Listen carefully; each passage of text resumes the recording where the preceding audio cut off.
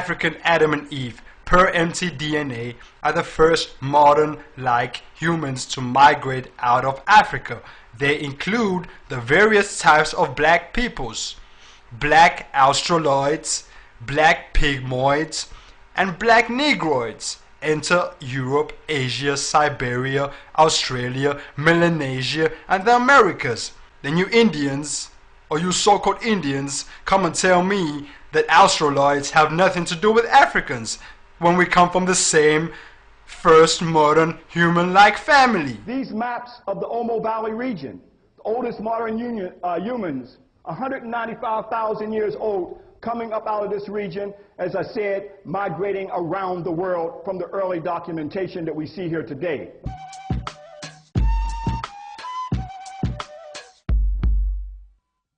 The Japan Times, May 12, 2001. You read again. DNA evidence backs up out of Africa human origin theory. DNA-based evidence for early migrations into India. So you see, there's DNA-based evidence that the first Indians, the first people to come into India and Asia, were Africans. The Negroid or Negrito people of prehistoric India were the first human inhabitants. Again, it says the Negritos were supplemented by later immigrants, the Proto-Australoids. Another black race, another part of the black race, another part of Africans. So going back to the history, what is the connection between India and Africa? So I'm trying to bridge the gap.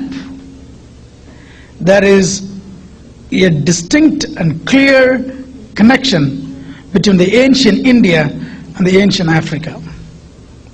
And that is where I want to go back to the Indus Valley civilization.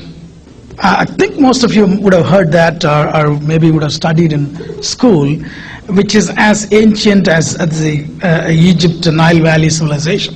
The original inhabitants or the original creators of the Indus Valley civilization, which is also called Mohenjo-daro and Harappa, or Harappan civilization, was created by the black man. People came from Africa. About 7,000 BC, which is 9,000 years back, maybe even earlier than that. They brought agriculture, they domesticated most of the animals, they were highly civilized, they had two-story buildings, sanitation systems, sewage system, they had a built-in screening system in the sewage so the solids would not block the liquid passage. They had chutes so they can drop the garbage from the upper level to lower levels. They had individual wells. They had courtyards. Highly civilized conditions they were living. They're very peaceful agricultural people. Very well flourishing civilization. This is the original black people. They were an African group who had left Egypt, Sudan, and Ethiopia, the Nile Valley. They went there with Thutmose III, and before Thutmose III, with other conquering people. They remain in India today, remnants of their families. They are called Dravidians, Tamils, and other such names, including untouchables. Those people, religion, and then they took on the name, by the way, Elamites. E-L-A-M, Elam, was what was Ur, Chaldea, became Ur Elam. In other words, as the Africans conquered that land, on their way all the way to India as conquerors, they changed the name of the land of Chaldea to the name of Elam, E-L-A-M. India used to be called, long time ago, Eastern Ethiopia.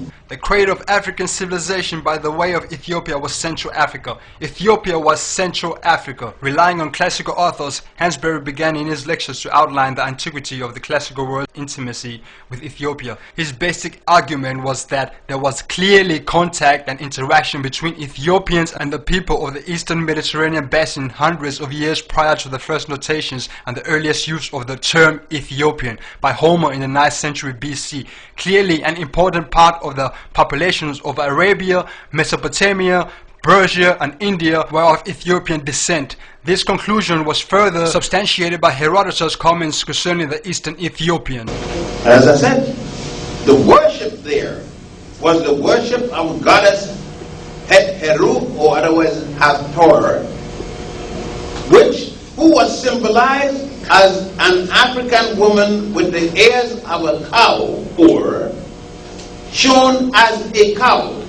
For those of you who have been to Egypt, at Abu Simbel, you saw her shown in the temple of Nefertari. You saw her at the funerary temple of Makari Hatshepsut, at the Valley of the King. You saw her in Dendera, in the temple built to honor Hathor. You saw her the most expressed. And you saw her in many other temples throughout Egypt, because in every temple there's got to be at least one reference to goddess Hathor, or Het Heru. That African woman, or goddess, was worshipped by every people who had contact with the Africans of ancient times before the Common Era. And the best known of the goddess was the goddess Hathor. And that her influence was so great that it spread to Asia, and the concept of the sacred cow in India came from an aspect of the religion of Hathor. And when you see her drawn in history, you will see a female with a cow's body. It was the sacredness of this image that gave them the concept of the sacredness of the cow. And that this is part of the Hindu religion.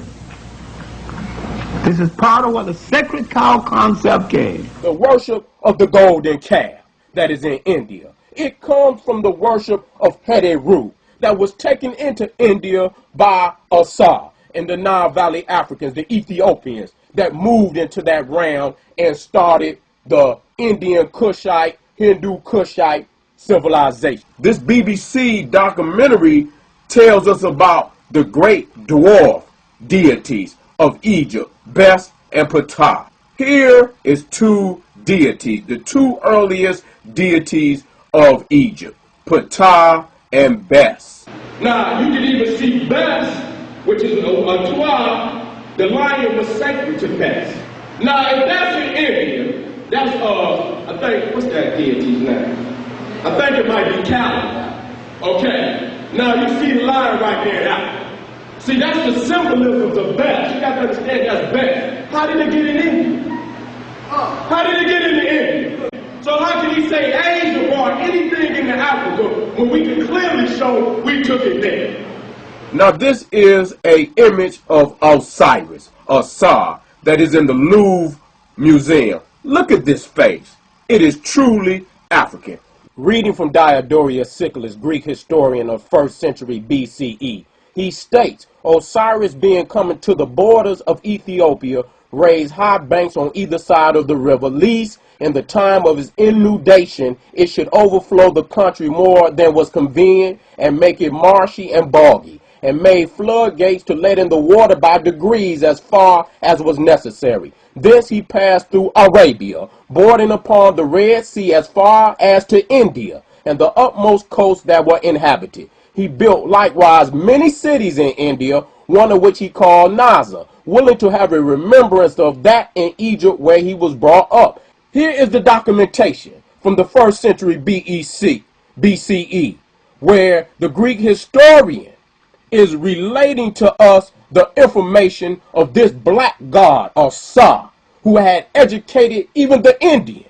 And that god Asa became Krishna in the Indian realm. And you see that the Indians paint themselves black to remember the great god Asa. Krishna means black in Sanskrit. It means black. And this is where the Ethiopians who created the Hindu Kush civilization in that area came from, up out of the Nile. So we have to understand that all of these civilizations are given birth to by the Nile Valley Africans.